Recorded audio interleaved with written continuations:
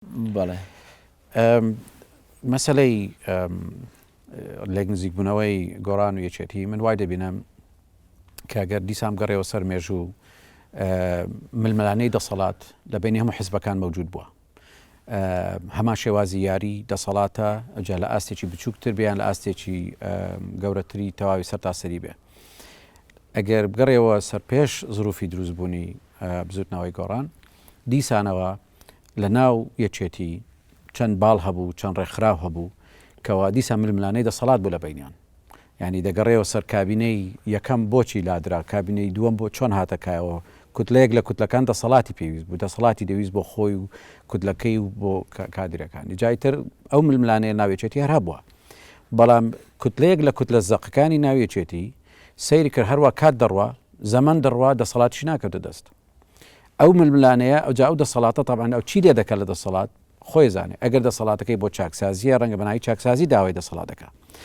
بۆ ڕێفۆرمی ڕێکخراوەکەیتی بەناوی ڕێفۆرمی ڕێکخراو داوای چاکسازیەکە بۆ میلەتیتی جا اعتماد دەکات دەسەڵات تۆ چی لێەکەی بۆی بەکاری دێنی بۆ بەرژەوەندی تایبەت یان بەرژەوەندی گشتی بەڵام بوونی خودی ململانەی دەسەڵات لە ناو ڕێکخراوەکە گەیشتەوە ئاستێک کەەوە پێکهاتەکانی ناو ڕێکخراوەکە توانە پێکەژیانێ نەما بوو لە سەردەمی ئیتفاقی استراتیژی کە باسمان کرد هەر دەکاتەوە سەردەمی 2000ەکان لەوێ سەدام ڕووخا پێش ئەوە دوو حزبی فەرمانڕەوای هەرێم لە دوو ویلایەت فەرمانڕەوا و دەسەڵاتدار بوون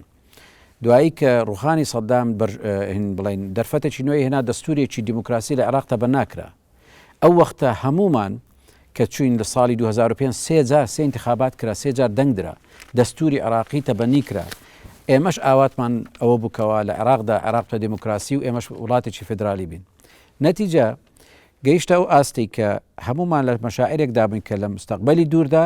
عێراق بەرەو دیموکراسیەت دەچێت لە ڕێی حکومەتی فێدرالی عێراقی بێ یان لە ڕێی ناوەچی بێ زەختی ناوەچی بێ کوردستانیش دەبێتە دیموکراتی کەواتە باڵێک لە باڵەکانی ناوی چێتی کە بە ئسلوبی جارانی نەیتوانی دەسەڵات وەربگرێ هەوڵیدا لە ڕێی دیموکراسیەتی نوێەوە دەسەڵات وەربگرێ سەردەمی 2006 و 2007 کە سەردەمی سەرهەڵدانی ڕەگ و دوایی بزوتنەوەی گۆڕان بوو ئەو سەردەمە بوو کە هەمومان تەسەوڕمان دەکرد انتخاباتی داهاتی لەوی ڕابردوو باشتر دەبێ تەزویر کەم دەبێ و بڵین دەنگدان ئازاتر دەبێ و کۆمیسیۆنەکانمان مەزبوطتر دەبن وای لێ دێ دەنگدەری حەقیقی بڕیار دەدا لەسەر دەسەڵاتداری پایتەخت لە هەولێر گرەوی گۆڕان لەسەر ئەوە بوو کە لەمە دووە ئەگەر نەیتوانی لە ناو ڕێکخراوەکەدا دەسەڵات وەربگرێ با لە دەرەوە لە ڕووی بۆ کۆکردنەوەی جەماوەر بە پەیامی دیموکراسی بە پەیامی چاکسازی بە پەیامی ڕیفۆرم جەماوەر با ئەوەندە کۆبکاتەوە بە حکمی دەندان بێتە سەر حکم لە یەکەم جار لە پەرلەمانی لە هەڵبژاردننی پەرلەمانی کوردستان 25 کەسی هێنا دوایی بەنیاز بوو کە لە بەغدا بەدوایم کەوێت دوای ئەوە لە انتخاباتی محافظات لە ئاستی شارەکاندا چکە ئەوێش دەسەڵاتە ئەوێ شوێنی بڕیار و پارە و کۆنتترۆلی پۆلیس و ئاسایشوانەیە گۆڕان دای نابوو یەک بێک پلە بە پلە لە انتخابات لە دوو انتخابات لە مەودای 5 ساڵدا دەسەڵات لە منطقەی سلێمانی بەلانی کەمەوە بگرێتە دەست و لە منطقەی هەولێریش شەریک بێ لە دەسەڵات بەڵام کاتێک کە زەمن تێپەڕی ئەزمون نیشانیدا کە نەخێر یاری دیموکراسیە لە کوردستان نایخوا یاری دەنگدان ئەگەر بە دەنگدان بێت تۆ نایە سەر دەسەڵات ئەسڵەن لە سلێمانی و لە خودی ئەو ناوچەیەدا گۆڕان با ئەوەندە دەنجی ناڕەزایی خەڵکی کۆ کردەوە دا ئەوەندە بەناوی چاکسازی شەپۆلی چاکسازی خەڵکی دەنگی بۆدا ئێستا یەکێتی کە لە ناو شاری سلێمانی کەمینەیە هەموو دەسەڵاتەکانی بەدەستەوەیە هیچ مەترسی لە دەستدانی دەسەڵاتیشی لە ئارادا نییە کەواتە تۆ چەند ڕقم بێنی حەز دەکات پەرلەمانی هەرێم 50 کەسی گۆڕان بێ ئەتۆ لە شاری سلێمانی نەتوانی دەسەڵات وەربگری لە هەولێر نەتوانی لە دهۆک نەتوانی جەبات و لە پەرلەمان ئەغلەبیەشبی یاریەکەی ئێستا مەتەیداینە یاری دیموکراسیەت نییە لە ئازاد یاری ململانەی دەسەڵات و نفوز و حتا بگرە هێزی ئاسایش و پێشمەرگە و شتانەیە کەواتە معنای ئێمە حاضر نین بۆەوەی کە کوتلەیەکی دەسەڵات خواست بچی لە ڕێی دیموکراسیەتەوە بێتە ناو سیستمی فەرمانڕەوای حکوومەت بگرێتە دەست و بتە سەرۆکی هەرێمیش معنای ئێمە مەرحەلەی ترمان ماوە ڕەنگە 20 ساڵی تر بخانێ ڕەنگە 10 تر بخانێ ڕەنگە 50 تر بخانێ کەواتە گرەوی گۆڕان لەسەر گرتنە دەستی دەسەڵات لە ڕێی دەنگدانەوە کۆتایی پێهات پێشی ساڵێک دەتوانی برێ لەو ساڵی ڕابردوودا گۆڕان گەیشتە و حەقیقەتەی کە ئاستی شعبیەتی و دەنگدانەکەی دەنگەی وەری گرگەیشتە لوتکەیەک کە ئیتر خەڵکیش ئومێدی نەما ئەو ئەگەر خۆی بداتە پاڵگۆڕان مەسلحەتی دەپارێزرێت گۆڕانکاری جەزیری پێدەکرێت سەبری ئەوەی نییە برێت 10 ساڵی تر گۆڕان بێتە سەر حکم. گۆڕان خۆشی ماندوو بوو و بە حقەتیش ئەو تەکوینەی گۆڕان مەدرسەی گۆڕان هەمان مەدرسەی سیاسی ئەوانی ترە سەری محتەوای و پێکاتی ناو گۆڕان بکەی تەماشاکەی سیاستکردن لە ناو گۆڕان بە هەمان شێوازی مەدرسەکەی یەکێتی و پارتیە لە کێشەی بینی کۆن و نوێ هەیە مەسەلەی جاحێڵ چاکسازی دەوێ و دەرفەتی دەوێ و دەوێ خۆنوێکردنەوە هەبێ و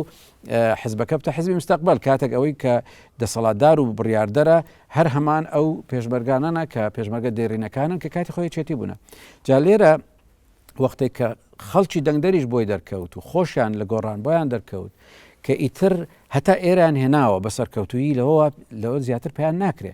و گۆڕانیش حتا لە مەسلەی چاکسازی سەرکەوتو نەبوو زۆر سەرکەوتوو بوو هەتا ئەو ڕادەی زەختێکی گەورەی دروست کرد لەسەر حکومەت کە حکومەت چاکسازی بکە سەرکەوتوو بوو لەوەی کە لە هەفتەی شوبات دوتوانی جەماوەر بێنتە سەر جادە و کۆنتترۆلی ڕووداوەکان بکە بەڵام خۆی سەرکەوتوو نەبوو لە گەیاندنی ئەو پەیامەی کە تۆ ئەگەر ڕێفۆرم خوازبی چاکسازیت بووە ئەبێ لە کوێ چاکسازی ڕوویدا پشگیری بکەیت حکومەتی هەرێم لە کابینەی 6 بۆ نمونە کە خۆم تێدا بووم مەجموعەیەک چاکسازی بنەڕەتی کرا کە دۆست دوژمن شادی بۆدا تەنانەت سەرکردەکانی بزودنەوەی گۆڕان لە ژووری داخراوتە شایدیان دەدا کەمە گۆڕانکاری بنەڕەتی بوون بەڵام لە ئەعلامیاندا لە ئاشکرا لای خەڵکدا هیچ ئاماژەیەکیان بە هیچ چاکسازیەکانی حکومەت نەکرد بۆ ئەوەی کە لە قیمەتی چاکسازیەکان کەم بکەنەوە لە هەیبەتی حکومەت و ئیستهدافی حکومەتی بڵین حکومەتیان دەکرد نەک چاکسازیکردن ماتە کێشەی ئەوان یان محوەری استراتیژەتیان ئەوە نەبوو حکومەت وا لێ بکەن چاکسازی بکە یان دەسەڵاتی فەرمانڕەوایی ملکەچکن بۆی چاکسازی بکە محوەری استراتیژێتیان ئەوە بوو دەسەڵات گرنە دەست دەسەڵاتەکەیان کە نەگرتە دەست پێ نەکرا دەست گەیشتنە سیاسەتی واقع یعنی بە واقعیانە بیرکەنەوە ئەرێمە دەگەینە دەسەڵات یان ئەگەر نا ڕاستیشت پێ بڵم بە پێی بڵین شێوازی ڕووداوەکانەوە ئەوەی کە من ئاگام لەیە دەست پێشکەری یەکەم بۆ نزیک بوونەوە لەگەر یەکێتی گۆڕان کردی یەکێتی نەیکرد و پێش ئەوەش سەرکردەکانی گۆڕان پەیوەندی شخصیان لەگەر لە هەموو ئاستی مەکتەب سیاسی لەگەر هەموو سەرکردەکانی یەکێتی نوێ کردەوە وەزعیان هێور کردەوە زمینە سازیان کرد هەتا گەیشتە ئەوەی دوو لوتکەکە بەیەکەوە دابنیشن ئەمە هیچ چەندین مانگی خانی ینی 6 مانگ لەگە ساڵێک خامی ئەمە دەلالە چێکە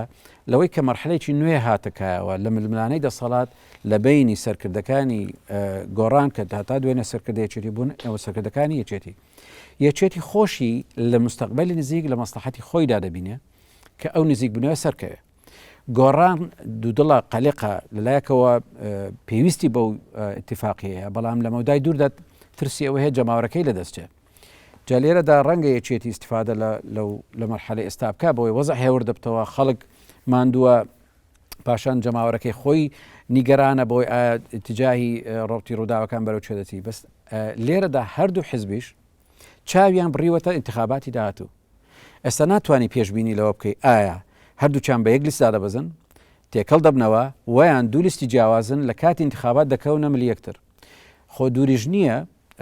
طبعا فاکتەری پارتی نابێت لە بیرکەی فاکتەری پارتی زۆر گرنگە لەو معادلەیەدا بە تایبەتی لە ئاسی انتخاباتدا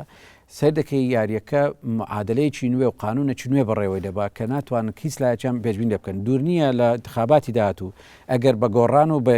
پارتی هێرش ببەنە سەر بڵین بنەما و قاعدەی یەکێتی هەندەی تریش بچوک دەکەنەوە وای لێ دەکەن دەسەڵاتی یەکێتی حەسر ببێ جا ئەمە خەتەرێکی تێدایە کە ئەمە دەسەڵاتی فەرمانڕەوایی هەیە دەسەڵاتی بڵین ئاسایش و پۆلیس و ئابووری شارەکەی هەیە لە هەمان کاتدا ئەگەر حەسر بوو ئەمە حالەتێکی سەحی لە دروست نابێ لە هەمان کاتیشدا توانی برێ عینیشت تطبیق دەکەی لەسەر هەموو حزبەکانی تر گۆڕانیش ئەگەر حەسر بوو لە زاویەیەک خۆ توانای شلەقاندنی گۆمەکەی هەیە جا ئەو بڵین چاو تێبڕینەی ئەو حزبانە بۆ انتخابات وای کردووە کە ساڵێک پێشوەخت هەریەکە خەریکی تەرتیبکردنی ناماڵێبی بەس من ئەگەر بێت و ئاماژە بە یەک لە حالەتی نێگەتیڤی ناتەندروست بدەم لەو مەوزوعی ئەوەیە ئەگەر گۆڕان و یەکێتی دایانەوێ بە یەکەوە دانیشن شارەکەیان و دەڤەرەکەیان هێورکەنەوە جەماوەرەکەیان تۆزێک ئاش بکەنەوە داوای چاکسازی لە یەکتر بکەن مەرجنی ئەو پەیامە لەسەر حسابی پارتی بێ مەرج نەبووکەوە بەو شێوازە عاتفیە بەیان دەربکەن و باسی یەکسەر لەو بەیانە باسی دەستورە شتە بکەن مەفروض بوو تەنسیقی کەمپینیان بکەن بۆی دەستور بگەڕێتەوە ناوپەرلەمان پێویستی بۆ نەدەکرد کە بڵێن مثلەن یەکێتی هەتا دوێنێ لەگەر پارتی اتفاق استراتیجی ئیمڕۆکە لەگەر گۆڕانە بۆیە پێویستی بە پارتی ئەو یاری وا ناکرێت لەوەدا هەموو قەزیەی کوردی لە پایتەختەوە دەگری هەتا مکەویناتی ڕەنگە زەرەر دەکا بەوەی جەوێکی مەشحونی سیاسی سەرنوێ دروست بێتەوە لێک نزیک بوونەوەی گۆڕانی و پارتی بە تەبیعەت لە ڕووی انتخابیەوە عفو گۆڕان و یەکێتی لە ڕووی انتخابیەوە حتمما موازینەکان دەگۆڕی لەگەر پارتی بەڵام معناوە نیە لێستەوە خوێندنەوەی هەڕەشەی بۆ بکرێ و استفزازی ئەوی بەرامبەری پێکەش کە ئەویش لە شوێنی خۆیەوە لەگەر نیگەران بێ خەریکی داچەقانی بنەماکاری خۆی بێ و بەعکسیشەوە مەفروزە پارتیش لەوە فێر ببێ کەوە تا ئێستا ئەگەر بڵین براگەورایەتی کردووە یان تا ئێستا دەسەڵاتێکی زاڵ بووە معناوەنی ئەو دەتوانێت بڕیاردا گۆڕان و یەکێتی چی بکەن لە مستەقبەلیان پارتیش مەفروض نییە واش تەسەوور بکە کە ئەگەر بڕیارێکی دا ئەوان بە ئۆتۆماتیک دێن بە دوو بڕیاری دەکەون و پارتیش دەبێ بزانێ کەوە نە گۆڕان و یەکێتی نە جەماوەری ناو منطقەی پارتی لەوە ڕازی دەبن کە دەسەڵاتێکی ڕەها بدرێ بە چەند سەرکردەیەک کەوە لەلایەکەوە بڕیاردەری ئەوەل وەخیرن بۆ هەموو قەزیە کوردی لە هەمان کاتیشدا کلێنی نێوانخواان و هاوڵاتیانیان وا دوور خستەوە پارتی مەسەلەن لە حالەتێکی ئێستا سیاسیەن تۆزێک لە کێشەدایە لە کێشەدا لەگەر دەوروبەری بەڵام لە کێشەیەکی گەورەتیشدا لەگەر جەماوەری لەگەر خەڵک لەبەر ئەوەی تا حدێکی زۆر گرنگی بە مەسلەی چاکسازی و سەروەرکردنی یاسا و عەدالەتی کۆمەڵاتی نەداوە بەوە سەیرەکەی لە هەموو لایەک جەوێکی مەشحون دروست بووە کەس سقەی بەویتر نەماوە بەڕای من شتێکی تەندروست نییە کە ئەگەر هات و سەرکردەکانی گۆڕان و یەکێتی لێک نزیک بوونەوە وا بە خێرایی لە ناکا وای دەرببڕن کە ئەمە لەسەر حسابی پێکاتەکانی تری مەفروزە ئەو نێزیک بوونەوەیە لەسەر حسابی دوژمن بێ لەسەر حسابی نارەکان بێ بۆ یەکگرتنەوەی پێیان بێ لەمەڕ نفوزی ئەو هێزەکانی دەرەچی بۆیش حتمی دەکا کە ئەوان نزیک بنەوە لە پارتی بۆ یەکگرتنی پەیام بۆ مواجهەکردنی بەغداش و ئێرانیش تورکیاش بەڵام ئێستا سێری کردووە ئەو لێکترازانە ئەو ناتەرتیبی ماڵ وای کردووە کە تورکیا و ئێران و بەغداش یاری بڵین ئەو کلێنانە گەورەتر بکە و دەست لە سیاسەتی ناوهێن با ئەوە وەربدا کە خۆی سوودمەند بێت تێدا دەتوانی بڵێ ئێستا سوودمەندی هەرە گەورە لەو جم و جۆڵی و کرژیانەی دروست بووە بەغدایە ئێرانە تورکیایە بەڵێ من لەگەڵ بەشێکی قسەکانتانیم ئەوەی کە پەیوەندی بە ئەوەیە کە گۆڕانوەکو و هێزێکی دەسەڵات خواست هاتۆتە ناو ساحی سیاسیە و لە هەرێمی کوردستان وستێتی دەسەڵات بگرێتە دەست ئەمە بە بۆچوونی من نقطەی ضعف نییە مەحاڵەتیش طبیعیە هەموو هێزێکی سیاسی لە دنیاە ئۆپۆزیسیۆن بوون تارگێتی نییە هەدەفی نییە چونکە هەموو هێزێکی سیاسی لە ئەخیرە ئیش بەواکە بێتە سەر حکم و لە سەر حکمەوە ئەوەی کە هەیەی و دروشمانی هەیەی تطبیقیکە ئەمە مشکلەکە نییە کە گۆڕان هێزێکی دەسەڵات خواز و بێ بەڵکو حاڵەتە طبیعەکەیە کە بێوێت دەسەڵات بگرێتە دەست نقطەی ئەوەی کە پەیوەندی بە مەسلەی ئەوەیە کە گۆڕان گەیشتۆتە لوتکەی جەماوەرێتی خۆی و لە عەدی تەنازولیە بەرەو خوارەوە ئەمە بۆ ئەمەش یعنی من خۆم هیچ دلیلێکم لەبەر دەستانیە وەکو ڕاپرسی و استطلاعاتی جەماهیری و ئەو جۆرەشتانە کە تاوەکو بەمە قەنەعەت کەم بۆ پێی کە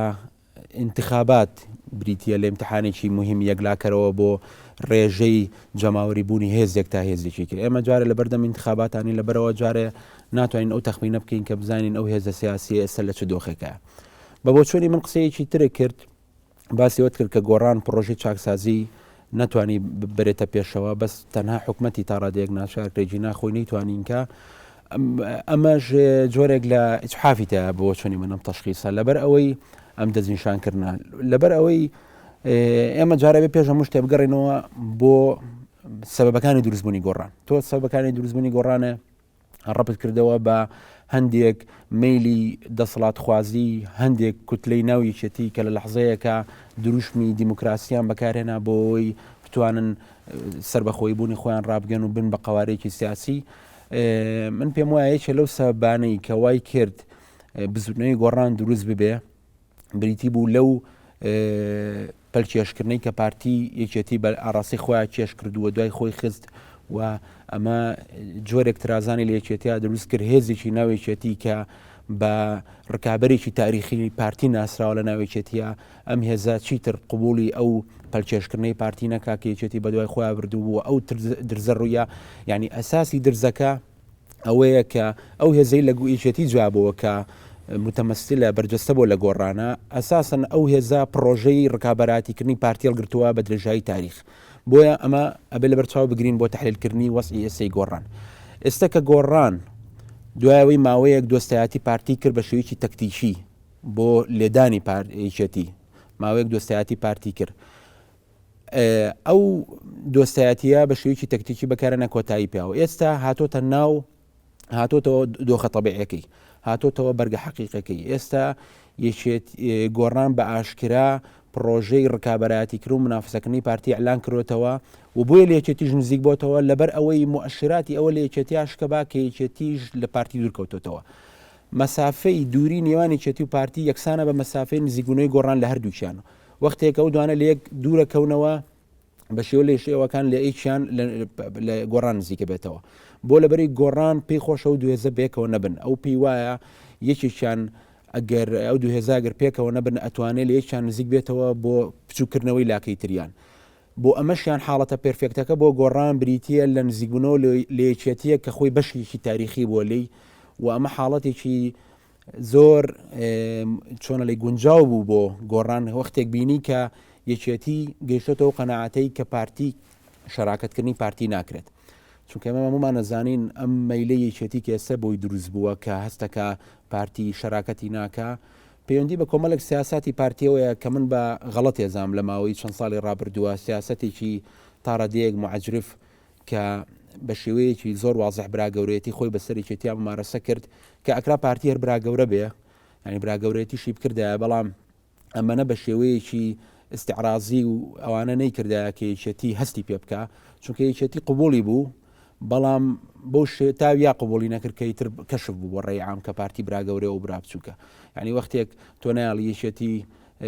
نوێنەری هەبێ لە محافظە و نوێنەرەکانی لە دۆک و لە هەولێر و لە بەغاوانە هەمووی کارتۆنیە بن و مامەڵەیەکی بچووکیان لەگەڵاکەیت و وەفدە نێری بۆ ئەمریکا پارتیشێتی تێناکەیت و کاک مەسعود و قیاداتی پارتی بە ناوی سەرۆکاتیێرێمەوە ئەچنە دەرێ یەکێتی بەسەر ناکەنەوە و لە بەغا پۆستی گوێگری وەزیری گوێگری ڕیسی و زەرا لە یەکێتی وەرەگرێتەوە وەختێک ڕیسی حکومەتی ژۆرەگرێتەوە کاگنێت چیروان بەڵام و پۆستە نایەنەوە بە یەکێتی یعنی ئەم سیاسەتی پارتی کە بەرچاوی تێر نەبوو بە کۆمەڵێک مامەڵە لەگەڵ یەکێتیە وای کرد کە یەکێتی کەشف بێ برای بچووکە یەکێتی بلەم غوبنەیە بەرەبەرە گەشتەوە قەناعەتەی پاشەکشە بکە لە شەراکەتکردنی پارتی و ئەم پاشەکشەیی یەکێتی هاوکاتە لەگەڵ تەوابوونی نزیکبوونەوەی تەوابوونی فتری ڕاستەتی مام جەلال ساڵێک وشتێکی ماوە مام جەلال لە ڕئیس عێراقەوە ئەبێتەوە بە سکرتێری گشتی پۆستەکەی لە جادریە و لە بەغاوە گەڕێتەوە بۆ قەڵاتچوالان ئەم تەغیرێکی گەورەیە پارتی لەم کاتەیە کە مام جەلال لەگەڕێتەوە کەڵکەڵەی ئەوەی هەیە دەستورێک تەمریر بکە دەستورێک بسەپێنێ بە سەر پەرلەمانە کە بەهۆیەوە کاک مەسعود ئەتوانێت دوو دەورەی تری انتخابی بێتەوە بە سەرۆکی هەرێم کە ئاکاتە تا ساڵی 2020 ئەگەرم ساڵ ئەو پرۆژە سەری بگرتە ساڵی داهاتوو سەر بگرێ ئەکاتە ساڵی 2020 کاک مەسعود چانسیەوەی هەبێ بە سەرۆکی هەرێم لە بەرەوەی بە پێی دەستورەی پارتی سەرۆکی هەرێم لە ڕۆژی قراری دەستورەکەەوە بۆی هەیە دوو دەورەی انتخابی تر خۆیان بژێرێتەوە یەکێتی و پارتی بەپێی اتفاقی استراتیژی قرار بوو هاوبەش و شەریک بن بەڵام مام جەلال ساڵێکی ماوە لە سەرۆکایەتی بەغدا بەڵام کاک مەسعود چانسیەوەی هەیە تا 2020 سەرۆکی هەرێم بێ ئەمە یەکسانیەکی دروست کردووە لە تەوزیعکردنی دەسەڵاتە لە بینی ئەم دوو هێزە یەکێتی هەستی بۆ کرۆ لە پاشەکشێکردنە لە شەراکەت گۆڕان نزیکە بێتەوە لە هین ینی بە بۆ چۆنی من گۆڕان نزیکبوونەوەی لە یەکێتی نزیکبوونەوەیەک نێوە تەفسیری کەین هەندێک بەرپرسەکان هەندێک بەرپرسی گۆڕان و یەکێتی محاولەیان کرۆ پەیوەندە شخصەکانیان باشکەن و محاولەی گۆڕانە بۆ یەکێتی یا محاولەی یەکێتی بۆ گۆڕان بە بۆ چۆنی من چۆن باسیەوەمان کرد اتفاقی استراتیژی زمینەیەکی تاریخی لەبار بەرەبەرە دروستی کردووە ئەم نزیکبوونەوەی یەکێتی و گۆڕانیش زمینەیەکی سیاسی لەبار دروستی کردووە کە هەردوو لایانی گیانۆتەوە قەناعەتەی کە ئەم دوو هێزە ئەبێ پێکەوە بچنەوە سەر دۆخە تەبیعەکەی خۆیان کە ڕکابەرایەتیکردنی تەرەفەکەی ترە هێزەکەی ترە کە پارتیە من یەک تێبینی ترم ماوە تێبینەکەم ئەوەیە کە بزوتنەوەی گۆڕان دەوری بینیوە لە پێشخستنی عملی چاکسازی لە هەرێمی کوردستانە. دلیل بۆ ئەوەیە کە بزوتنەوەی گۆڕان وەکو معارەزەیەکی وەکو هێزێکی ئۆپۆزیسیۆنی مراقب لە ژیانی سیاسی هەرێمی کوردستان ئەم چەند ساڵان نەوەستایە و نیگەرانی نەخسایەتە دڵی ئەم دوو هێزەوە.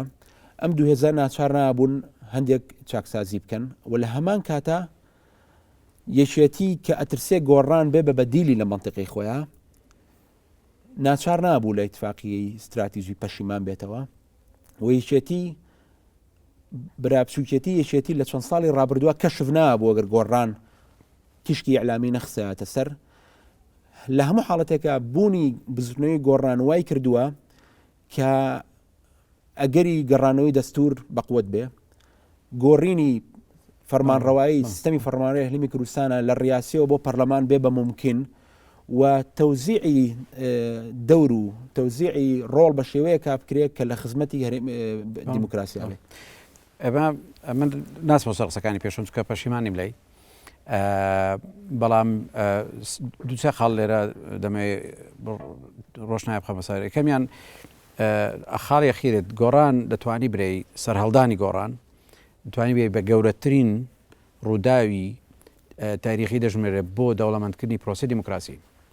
بە بێ گۆڕان حرەکەی دیموکراسی بەرە پێشەوە نەدەچوو. دەنجی خەڵکو و دەنجی ناڕەزایی خەڵکو و دەنجی چاکسازی و ڕیفۆم بۆ یەکەم جار بوو چۆنا پەرلەمان. پێش ئەوە پەرلەمان دابەش بوو بۆ سەر دوو کتلە کەوا زیاتر بۆ واژوکردنی ئەو قەرارانە بوو کە لە دەرەوە دەدران. بۆ یەکەم جار پەرلەمانی کوردستان حرەکەی تێکەوت، دەنجی ناڕەزایی تێکەوت، کار بە ئاساینی دەچۆ پێشەوە، قەیدینا هەر تێدەپەڕا بەسەری ئەنچکە ژمارەیە مەسەلەکە ڕەخەم بوو لەوێ. بەڵام گۆڕان لەسەر شارعی کوردی و لە ڕووی ئەعلامیشەوە لە ڕووی ئازایی دەربڕینەوە خەڵکی چاکسازی خواست مەزدەڕێکی پەیدا کرد کەوا لە پەنایەوە عەلەقەل ئەگەر سیاسیەکان هی دوو نێژ بوون کە بەشێکیان بەرپرسن لە داهێنانی وەزعی مرۆژ بەش لەگەر ئەوەشدا چونکە بوون بە بەتەڵی چاکسازی خەڵک ئەو ئاواتەی دەویست کە چەند سەرکردەیەکی دیاری کورد بێن بڵێن ئەمە چاکسازی دەکەین، سیستمی کۆن ڕەفز دەکەین. بۆیە گەورەترین بەشداری بۆ پێشخستنی پرۆسەی دیموکراسی و ئازادی دەربڕین و بەرەنگاربوونەوەی سیستمی تاکڕەوانەی حزبایەتی گۆڕان بوو. ئەمە بە ئەو شادە تاریخیە لەبیر نەکەین. بەڵام باسی عوامیلی کە سەرهەڵدانمان کردووە باسی ئەوەشمان کرد کە ئایا بەڕێوەبردننی پرۆسە و کەمپینی ئۆپۆزیسیۆناتیان چۆن کرد، چەند سەرکەوتو بن. ئیشارەکەی من بۆ ئەوەیە کە زۆر سەرکەوتو نەبوون لە ڕووی چاکسازیەوە، زەختەکەیان دروست کرد و خۆم ئیشارەتم بۆدا کە وایان کرد حکومەت چاکسازی بکە، بەڵام لە کەمپینی خۆیاندا کەمپینێکی نەگەتیڤی بەردەوامیان کرد کەوا زیاتر تەرکیزی محوەری استراتیژیان هەمووی لایەنی زەختکردنی لایەنە نێگەتیڤەکان بوو بەبێ ئەوەی ئۆپۆزیسیۆنێکی دروستکار بن. ئۆپۆزیسیۆنی دروستکار بە ئینگلیزی پێڵن کۆنستراکتیڤ ئۆپۆزیشن.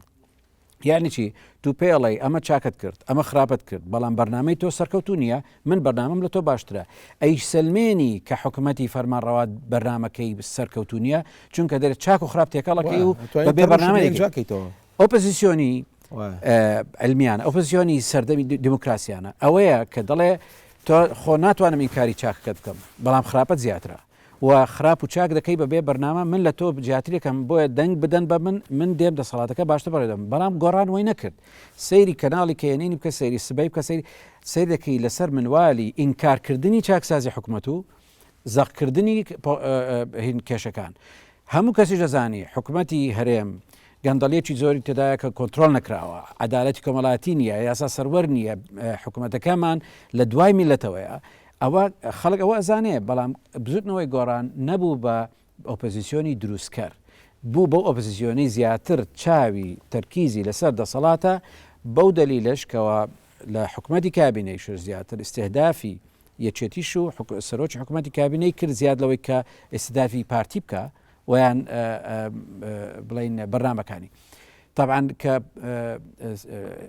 هین حکوومەتی کابینەی شەشی حکوومەتی هەردووچیان بوو، هی پێنجیشی هەردووچیان بوو، بەڵام تەرکیزی ئەساسیان لەسەر کۆنە دۆستەکانیان لە یەکی بوو. پاشانش حکوومەتی کابینەی حەفت کە هاتە ئاراوە هەمووی 6 مانگە. لەو 6 مانگەدا سیاست و لێک نوێزگی بوونەوەی گۆڕان و یەکێتی بە ئەزانەوە گۆڕا لەبیر نەچی ڕووداوی سووریا هاتەکایەوە نزیک بوونەوەی تورکیا و پارتی هاتەکایەوە دەوری ئێران و نفوزی ئێران لە بەغدا و زەختی ئێران لە ڕێی بەغداوە لەسەر کورد زیادی کرد ئەوجا ئێرانیش بوو بە بڵین پاڵنەرێکی ئەساسی بۆ ئەوەی کەوە علاقەی بینی گۆڕان و یەکێتی لەلایەک و پارتی بەرەو شلەقانێک ببە دەتوانی برێ ئەمە ئەستان لە چوارچێوەی زەختکردن بۆ ئەوەی پارتی فشارێکی ئینتەرناشنال بڵێن نێودەوڵەتی لەسەر پارتی دروست بێ ئەو لێک نزیک دەبن ئەو تەوقیتانە ئەو حملەی ئێستا دەستی پێ کردووە هەمە لایەنە فاکتەری زۆری پێوەیە ئێستا دەتوانی بڵێ بە چەندین جۆر دەتوانی تەفسیری ئەو حالەتە نوێ بکەیت دەکرێت بڵێن وڵا لە 4-5 ساڵی ڕابردوودا گۆڕان دەیویست ئێستاهدافی پارتی بکە بەڵام نەیکرد تا ئیمڕۆ تەجیلی کرد ئەو نەهجە معنایەت لە ڕووی فەلسەفیەوە ناتوانانی تەبری ئەوەی بکەیت جا لێرە بەسەرەی ئیتفاقی استراتیجیەکە کە مهمە بێتەوە سەری ئەوەیە یەکێتی پاشەکشەی نەکردووە لە ئیتفاقی استراتیجی یەکێتی ئێستاش ملتەزیمە پێویستیتی لە محتاجی خۆشی بێ لە بۆ قەزەی کوردی بە پاشەکشەی نەکردووە بەعکسەوە بەعام یەکێتی ڕەنگە پێخۆش نەبێ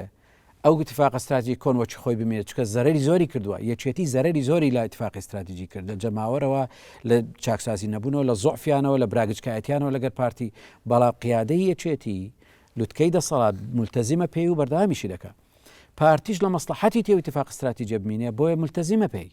بەڵام پارتی ئایا بۆچی براگەورایەتی دەکرد بۆچی وا بەزەقیش دەکرد چونکە بۆی دەکرا چونکە بۆی دەچوە سەر لەبەرچی چکە یەکێتی خۆی بچوو کردبەوە کێشەکانی ناو یەکێتی و دوایی بین یەکێتی و گۆڕان بۆ وای کرد کە پارتی بتە براگەورە پارتی لە کۆنەوە لە پێشتر براگەورە نەبووە نەژی دەتوانی تەواضع نەنوێنی یان سیاسەتی واقع لەگەر یەکێتی نەکات بەڵام کە خۆت ناماڵت مرتب نەبوو دوو حزبەکە بڵێن یەک جیاواز بوونەوە یەکێتی کە خاوەنی اتفاق استراتیجیەکەی خۆی بچووک بووە بە تەبیعەت دەبتە برا بچووک ئێستا لە بەغدا پارتی بە شەشێری وەرگرتووە لە هەموو پۆستەکان هەتا ئێستا بیستوتە یەکێتێک معاناتی هەبێت لە سەحافە قسە بکە لە هەولێر پارتی بە شەشێری هەیە لە هەموو محاسسەکان هەتا ئێستا بیستوتە یەکێتی لە ڕووی ئەعلامەوە قسە بکە ڕەنگە خەڵکیتری بەکارهێنابێ بۆی لە ڕووی ئەعلام سەبەبەکەش چییە؟ سەبەکەوە نییە پارتی لە یەکێتی بێباکەیان اتفاقی استراتیجی پەشیمانە بۆی دەستکرێ لە ململانە و لە سراعی سیاسیدا یاری هینە سیاسەتە بۆی بکرێت دەیکا بۆی نەکرێتە کشێتە دواوە ئێستا لە حالی حاضردا منطقەی یەکێتی ئەگەر بڵین یەکێتی و گۆڕان پێکەوە هێزەکانیان و دەنگدەریان کۆبکەوە دەگەنە ئاستی دەنگدەرەکانی پارتی با تۆزێک زیاتر بێت تۆزە کەمتر بێ بەڵام هەردووچیان پێکەوە یا لە معادلەی پارتی دەکەن بۆیە بەیەکەوە دەتوانن ئیملائی بڵین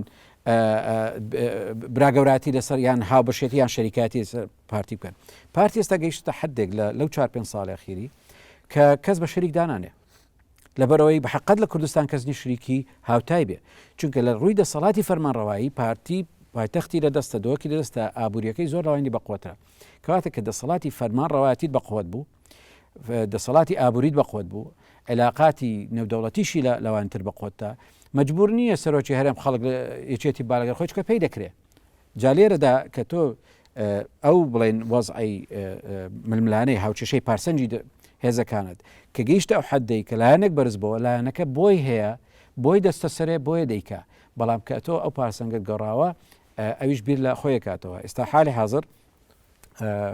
ڕەنگە لە مەودای بڵین ئایندەیەکی نزیکدا پارسەنجی هێزەکان با ئەوە بگۆڕێ پارتی مەجبور بێ واقعیانەتر بێ زیاتر مجاملەی یەکێتی و گۆڕان بکایان چاو بە علاقەکانی دابخشێنەوە یان موازنێکی نوێ دروستکاتەوە اتفاقێکی استراتیژی نوێ دروستکاتەوە بەڵکە وە بکە حتا سازش لەسەر بەعزەشتی کۆن بک بۆ ئەوەی کەوە باری ئێستاکەی فەرمانڕەوایەتی و ئابوووریەکەی تێک نەچێت جا ئەو اختلافمان لەسەر ئەوە نییە کە ئایا گۆڕان بە نیازیی کە بەڵام ئەتۆ سەری هاوچەشە گشتیەکان بکەی بەڕای من ئەوەی کە پارتی و هین کردیانە لەبەر ئەو وەزعی ناو هەناوی یەکێتی و مەنتەقەی سلێمانی وایە ئەگەر یەک تۆز چوارچێوەکە فراوانتریشکین بۆی باشتر لی تێبگین ئەبێ ئێستا مەشهدەکەوا ببینن کە ئێران و تورکیاش لە مۆزوعەکان چونکە ئەو پێشاتە با بڵێن سیاسی ناوچەکەی گرتوتەوە کە ئێستا ئێران کەوتۆتە خۆی بۆ تەسیرکردن لەسەر هاوچەشەی منطقەکە لە ترسی ئەگەری کەوتنی بەشار الئەسەد لە سووریا و لە پێشتریش لە ترسی ئەگەری لابردنی مالیکی لە عێراق و لە ترسی ئەگەری چەکردنی حزب الله لەلایەن حەلیفەکانی سعودی و ئەوانەوە لە ناو لوبنان خۆی و هەموو ترسانە ئێرانی وا لێ کردووە هێنایەتە سەرخەت بە هەموو قوتی خۆیەوە لەولاوە هەمومان ئاگادارین کە تورکیاش هاتۆتە سەرخەت بۆ ئەوەی کە ئەوێت عەرابی گۆڕانکاری بێت لە سووریایە و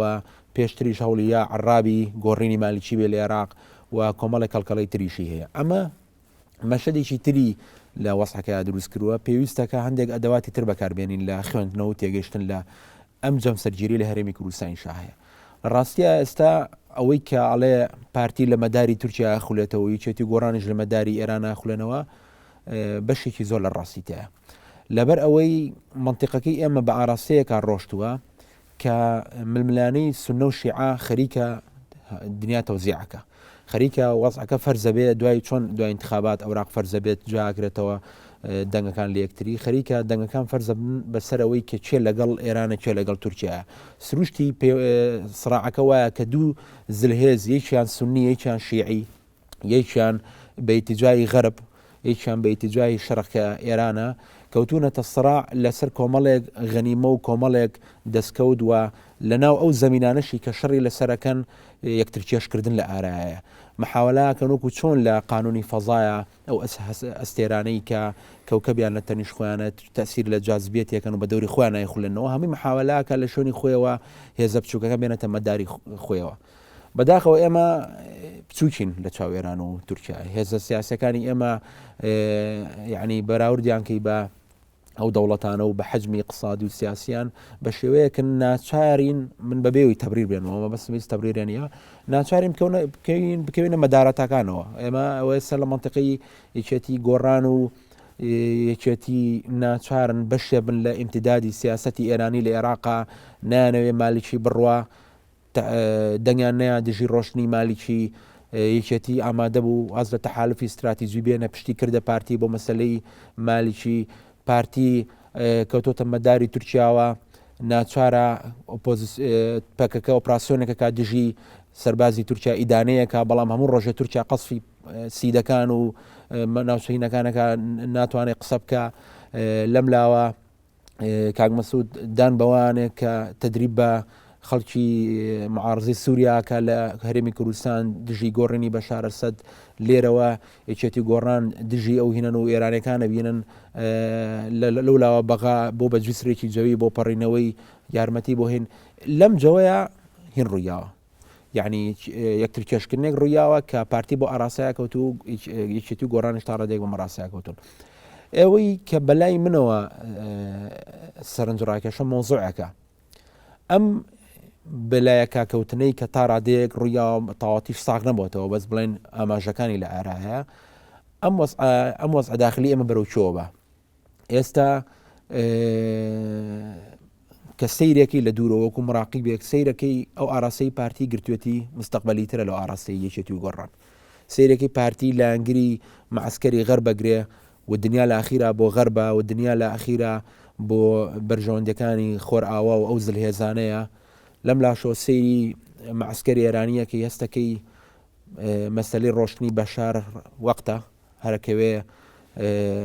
حزب الله و ئەو سیاسەتەی ئیمتیدادی ئێرانی لەو منطقە مەسیری نییە ئێران خۆی لە وەسعێکی دارایی و بانقی و هینی زۆر خراپە کە لە بەردەم ئەگەری ئینهیارە سەیرەکەی لە دوورۆ سێریکەی هەستەکەی تجاکی پارتی ڕاسترە لە تجاکی شێتی گۆڕان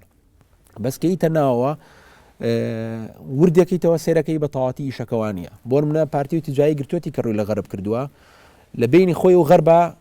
سەیتەرەیەکی گەورە هەیە پێوترە تورکیا پارتی ئەگەر پەڕێتەوە بۆ غەرب بە تورکیا پەڕێتەوە تورکیا و هێزەیە کە لەسەر حسابی کورد لەسەر حسابی بەشەکەی تری کورد کە 15-20 ملیۆنە مامەڵەت لەگەڵاکە لەسەر حسابیەوە مامەڵەت لەگەڵاکە قەسف بکە قسە نەکەی لە هێزی پەکەکە بە ئۆپراسیۆنان بەرامبەر بکە تۆ قبولکەی و حقوقی بەشەکەی تری کوردەکەی ترنەیە یعنی پارتی لەم لاوە گیری خواردووە یعنی من سەجاریوە خۆمێنمە شوێنی پارتی هەستەکەم زروفەکەی پارتیش قورسە یعنی جوگرافیان بە تورکیاوەیە دەواازە تیجارەکانی بە تورکیاوەیە بەڵام تورکیا وڵاتێکی زۆر نادیموکراسیە لە مەسلەی کووردا بەمە دەموچایی پارتیش ناشرینەکە بەخۆیەوە لەم لاوە سێری زڕوفی یەکێتیەکە یەکێتی حدودێکی گەورە و گرانی بە ئێرانەوەیە مەساڵحی منطقی سلێمانی و ئاڵوگۆڕی بازرگانی بە ئێرانەوەی ئێران هەموو دەقێتوانێت ئەمنی ئێرە تێک با ناتوانانی مڕاعەتی ئێران نەکەی یعنی هەردوو لە بە شێوە لە شێوەکان جیرۆ دەبوون بە دەست وەسەکانەوە بەڵام ئەوەی کە سەرنجڕاکێشە ئەوەیە کە ئەم کێشمە کێشەی بینی ئەم دوو زلهێزەی ئێمە کەوتوینەتە ناوی و ئەم سڕاع تازەیی کە پێوتێت سونە و شیعە ئەمی ئێمە بەرەوچۆوە بە لە سەرەتا بە شتێک دەست پێکەم کۆتاییش بۆی دێنم ئەیژەوەیە لە هەرێمی کوردستاندا هەر وەختێک کە ناوماڵمان مرەتەب بێ هەر وەختێک کە حیزبەکانمان پەیامی سیاسیان یەک بێت تەفاهمیان لە ئاستێکی استراتیژیدا یەک بێ هێزی دەرەوە توانای ئەوان نەبووە خوردتکەنەوە پێت بوێرن حتا بچووکیش بی مەجبور دەبن دێ قسە لەگەر دەکەن مفاوەزە لەگەر دەکەن بەڵام ئێستا حالی حاضر ناو ماڵی ئێمە ئەوەندە لێکترازاوە کە جیهاتەکانی دەرەچی دێن مفاوەزەمان لەگەر دەکەن مەفروض مەجبورن لەگەر سێ کەس قسە بکەن لەگەر سێ جیهات قسە بکەن ناشگەنە یەک ئەو سێجێتە یان خۆیان لێکترازاون یان ئەو هێزانی دەرەچیش لە چیان دەترێزێنن لێرە ئەمە حکوومەتێکی یەکگرتومان نییە بڕیاردەری یان لە پرۆسەی لە هەیکەلی بڕیارداندا لە سیاسەتی فەرمانڕەواییدا بڕیاردەرێکی سەرەکیمان نییە کە هەموو میلەت بەدوایەکەوە بێ و ئەو سەوەبەش تەبەن دیسان دێتەوە سەر ئەوەی کە میلەت بە تاریخی 20 ساڵی ڕابردوو هەم پێکهاتەکانی بە حکمی براکوژەوانە جیابەوە بە حکمی ئیداری بەڵام بە حکمی ئەو غیابی دیموکراسیەت و غیابی سەروەری یاسا و غیابی عەدالەتی کۆمەڵایەتی خەڵک تۆڕاوە جا بۆیە دەتوانین برەی حکوومەتی هەرێم یان سیاسەتمەدارانی هەرێم پێکهاتەکانی هەرێم با ئەوەندە یەکگرتوونینە کە ئەگەر ئێران ویستی قسە لەگەر کورد بکە لەگەر یەک جیهەتی حکومی بکە کەەوە هەموو تەمسیلی هەموو لایەکی بکە ویان تورکیاوان ئەوانی تر نقطەیەکی تریش هەیە لە هەمان سیاقدا کورد کە هێزەکانی وا خورد کراوەتەوە بچووکە خاوەنی مبادرەش نەبووە پێی دەکرێ مبادری زۆر بێ بەڵام ئەگەر ملاحەزە بکەی هەر عێلاقەیەکی هێزێکی دەرەچی لەگەر کورد هەی بۆ باش بووە مبادرەکەی هێزە دەرەچێکە بووە مثلەن تورکیا حکوومەتێکی نوێ هات بڕیاریدا لەگەر کورد عێلاقەی چاک بکە لە بەرۆی بە ئابووری خۆی کردە ئەولەویەت هەڵسانەوەی ئابوووریەکەی کردە ئەولەوێت بۆ حکومەتی خۆی بڕیاریدا لەگەر عێلاقی لەگەر پارتی باشکە پارتیش منطقەیەکی جوگرافی استراتیژی هەیە خەڵێکی استراتیژی هەیە جیرانیەتی و خەتی نەفتە و خەتی گازە بۆیە تەرکیزی سەر پارتی زیادکردەوە گزارێکی حکوومەتی ئێرانی بڕیاریدا لەگەر چێ چاک ببێ ئەو بڕیاری داوە لەگەر بەغدا جاسێرێک حتا العراقی کۆنیش سەدەمی سەدامیش کە مبادراتی مفاوەزەش دەبوو بەغدا دەستی پێ دەکرد یعنی بەغدا بڕیاریدا ئێمە لەو مشتتی و لەو پەرش و بڵاوی ناو ماڵمان وامان لاتوە ئەگەر توانایەکی بەسیتیشمان هەیە بە مبادرەکردن لە دەستمان داوە پێویستیمان بە کۆکردنەوەی ئەو پێکهاتەیە یەخستنی پەیامە بۆی مبادرە بکەوتە دەستکرد چونکە ئەزمموی کوردیش سەلماندوێتی ماڵت تەرتیب بێت دوژمنەکانت زلهێزیشن پێ ناوێرن ئەمریکا محتاج دەبی بێ ڕجال لێ بکە مفاوەزە لەگەر بکە ئێغرات بکە بۆ ئەوی کە سیاسەتەکەی ئەو جێبەجێ بکەیت چونکەگەر ملاحەزە بکەی ئەمریکا عراقی داگیر کە بەس دوای عراقی لەدەستدا غەڵەتی ئەوەندە گەورەی کرد کە ئێستا مەجبورە کە دامی مالکی بکە و لە بەغداش تەوەجوهی مالکی دەعم دەکات لەسەر حسابی کورد مالعلم سەردەمێک کە کورد تووڕە دەبوو گەورە نایب ڕئیس ئەمریکی دەهاتە ئێرە بۆی لەگەر کووردا بنیشی و مواقفیان هیمکە یەک بکە جا ناو ماڵی مرتەبی کورد ئەوەل و ئەخیر لەوێ دەسەڵات لەوێن دەردایە بەڵام یاریە گەورەکەی ئینتەرناشنەلەکەی کە وای کردووە لە هەرێم خوردمان بکەنەوە زەخت دروست بێ یەک بەکاربێنن بۆ فشار لە سەرەوی تر یاریەکە بەسیتە ئێران ئیمپراتۆریەتێکی هەیە نفوزێکی گەورەی هەیە لە هەر چوارلایەکەی خۆی نفوزی بڵاو کردوتەوە و هەتا سەر حدودی ئیسرائیلش تا حدودی هەیە لە ڕووی عێراق تەواوی حکوومەتی عێراقی و لە هەناوە سیستمی عێراقی ئێران حکمی دەکا لە سێبەرەوە سووریا بەتایبەتی لەو چەند ساڵی ئەخیری کە محتاجی نفوزی ئێرانی بووە دیسان بە هەمان شێواز منطقەی نفوزی ئێرانیە حزب الله گەورەترین دعمی چەک و اقتصاد و هینی سیاسی حزب الله دەکا حزب اللهش تهدیدێکی گەورەیە لەسەر ئیسرائیل سەیرێکی ئەجندای ئەمریکی و ئیسرائیلیش چییە بریتیە لە ڕێگرتن لە نفوزی ئێرانی بۆ بڵاوبوونەوە و گەورەبوونی ئیمپراتۆریەتەکە و ڕێگرتن لە بە ئەتۆمی بوون قەزیە ئەتۆمی ئێرانی قومبلە ئەتۆمی بوویتە کێشە محوەرە سەرچێکە بە نسبەتی غەرب ئێرانیش لە شەڕ نێودەوڵەتێکەکەی بەرامبەر خۆراگری بەرامبەر زلهێزی ئەمریکی و غەرب سێ چوار کارتی لە بەردەستە بێجگە لە سین و لە رووسیا و ئەو شتانە کارتی سووریای ئێستا لە بەردەستە سووریا بڕوخێ نفوزی ئێرانی هەتا سەر حدودی ئیسرائیلی هەڵدۆشێتەوە. حزب اللهش ضعیف دەبێ ئەو وەختە لێدانی ئێرانش ئاسان دەبێ، لێدانی ئیمپراتۆریەتەکەش وەکو نفوز وەکو لێدانی مەفاعیلی نوێویەکانیشی. بۆیە ئێستا بۆ ئێران بوویتە قەزیەکی مەسیری نەک هەر استراتیجی مەسیری کە دەبێت سووریا پشتی بگیرێ. هەموو تەرکیزی تااقاتی کردە سەر سووریا چیەکە بەغداشی ملکەت کردووە بۆ دامی ئەو تجاها، ئێستا خەریکە کوردش کۆ دەکاتەوە لەسەرەوەی ئەو دامی تجا بکە. تەنها ڕێگر لە بەردەمی ئەوەیە پارتی دەسەڵاتی پارتی و ناوچەکەی پارتی ملکەتی ئەو سیاسەتە نەبووە. ئەو زەختە ناوەچی دروستیشی دەکات لە ڕێیەکێتی و گۆڕانیشەوە بۆ ئەوەیە کە پارتی بێتە سەرخەت. ئایا پارتیش لەبەرچیوە نایەتە سەرخۆت معناوە پارتی علاقی لەگەر ئێران نییە، پارتی علاقی لەگەر ئێران هەر باش بووە، بەڵام لەو مەسلحەتەدا پارتی نەچۆتە سەر کامپی هێزی زلهێزی ئەیرانی، ڕەنگە حسابی خۆی کردو لە مەودای دووردامە ئەسپە دۆڕاوەکەیە یان ئەوەتە لە مەسلحەتی ئابووری خۆی دانیە، مەسلحەتی سیاسی دانیە. ئستثماری استراتیجیەکەی تورکیاش لە دیوی پارتی وی کردووە پارتی زیاتر نزیک بێتەوە. زیرەکی پارتی لە شتێک بە دەردەکەی ئەگەر بتوان ئەنجامی بدەنیشەوەیە عێلاقەکەی لەگەر تورکیا لەسەر حسابی پەکەکە نەبێ، لەسەر حسابی مافی مرۆڤی کورد نەبێ لە تورکیا. دەبێ هوەرێک بەکاربێنێ کە ئەو موازنەیە ڕابگرێت لە بینی عێلاقە چاکردن لەگەر تورکیا چکە لە ڕووی استراتیجیەوە بۆ کورد باشترین شتەکە قەوماوە ئەویژەوەی عێلاقەمان لەگەر تورکیا چابووە. تورکیا وەلی هاتە مافی مرۆڤی کوردیش لەوێن دەربە چاچیەدا دەتوانی بڵێ باشترین فترەی زەمەنی عمرمان بووە کەەوە عێلاقەی تورکیا لەگەر هەرێم باش بوو. بەڵام ئەگەر ئەو عێلاقەیە لەسەر حسابی پەکەکەبی یان بۆی نفوزێک لەناو سووریا بە تەنسیق لەگەر تورکیا پەیدا بکە ئەمە خەتەرێکی گەورە سەر قسەی کوردی. پارتی دەبێ بۆی نەبێ وەکو سیستمی فەرمانڕەوایی وەکو حکوومەتی هەرێم وەکو دەسەڵاتی بڵێن بڕاردار بۆی نەبێتەوە ئەو اتفاقی لەگەر تورکیایەتی لەسەر حسابی هەم باقی هەرێم بێ و لەسەر حسابی کوردی دەرەژ بێ. لە بڕاشدا ئەو ئاگداری ئەوەیە کەمە گران دەوەستێ لەسەری چکە بەرگەی شەڕی حتا نەپەکەکە دەکات نە تورکیا دەکات نە ئێران دەکات. لەو ڕادانیم گاتەوە ئاستی کە شەڕ و شتیوا بقومێ ئێران نایەوێ ئەو شەڕ بقومێ، بەڵام ئێران ئەو کارتە زەختە هەردەوێ بەکاربێنێ. لە هەمان کاتیشدا یەکێتی گۆڕان بۆیان نییە غەڵە دەکەن ئەگەر بێت و پارتی وا پاڵپێ بنن وا عەزلی بکەن کە مەجبور بێ بەو ئیتیجاهەدا بڕوا بە هەموو معنایەکەەوە بستە پاڵ بەرەو تورکیا بچکە تورکیا بتوێنێتەوە ئەجندایەکەی خۆی ناوەچیە.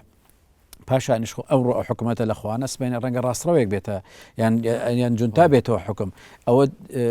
چی لە موازینی ناو هەرێمان دەکات. پارتی ئێستا لە ڕووی سیاسیەوە بەڕووکەش تقریبا چوارچەوە دەورە دراوە لەگەر حزبە کوردیەکاندا عێلاقی خراپە و لەگەر دەور و پشتیشی ئێران و بەغدا و مالکیوانش عێلاقی خراپ بووە. ئێستا پارتی ڕەنگە پێویستی بۆ بکە هەڵمەتێک دەست پێ بکاتەوە بۆی عێلاقی لەگەر مالکیش باش بکە لەگەر شیعە باش بکە لەگەر سونەکان باشکە لەگەر هین بڵین ئێران باشکە لەگەر هەبیان باشکە. کێشەی هیچ تری پارتی کە بەڕێی من هیچ شتێک نییە بە ڕەش و سپی برێ ئەمە هەڵەیە ئەمە هەڵە نییە، بەڵام لە کەسەیری دواوە دەکەی بەعزە شتەیە هەڵی استراتیجیە. بەڕێی من ئەو لێک نزیک بوونەوەی پارتی بەو